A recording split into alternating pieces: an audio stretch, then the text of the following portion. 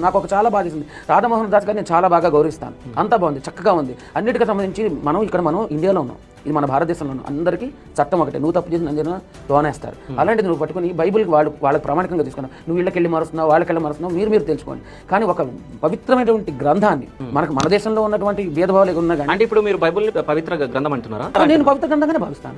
ఎంత కొన్ని లక్షల కోట్ల మంది ఫాలో అవుతున్నప్పుడు నువ్వు కాదనంత మాత్రాన దాని విలువ తగ్గిపోదు, పెరిగిపోదు. అంతమంది ఫాలో అవుతున్నప్పుడు దాన్ని వ్యతిరేకించాల్సిన అవసరం ఏముందంట? నేను నాకు భగవద్గీత ఎంత గొప్పదో వాళ్ళకి అది గొప్పదే ఉండొచ్చు కదా. నీ దాన్ని నువ్వు గొప్పగా చెప్పు, వాళ్ళు వచ్చి నీ దాన్ని పెట్టి నేను దాన్ని ఖండిస్తాను. లంచల పుస్తకం ఉండడం తప్పు కదా. నేను ఇలా దారిలో వస్తున్నానండి, రామాలయాన్ని శుభ్రం చేసి వాళ్ళు నాకు దారిచ్చి నమస్కారం చెప్తున్నారు అంటే అర్థం పెట్టి వాళ్ళని గౌరవిస్తున్నారు సేవకుడిగా. ఇప్పుడు నేనేం చేయాలి? వాళ్ళ మీద కుళ్ళు కుతంత్రం పెట్టుకొని వాళ్ళ మీద చెడు చెప్పే ప్రయత్నం చేయాలా వద్దా?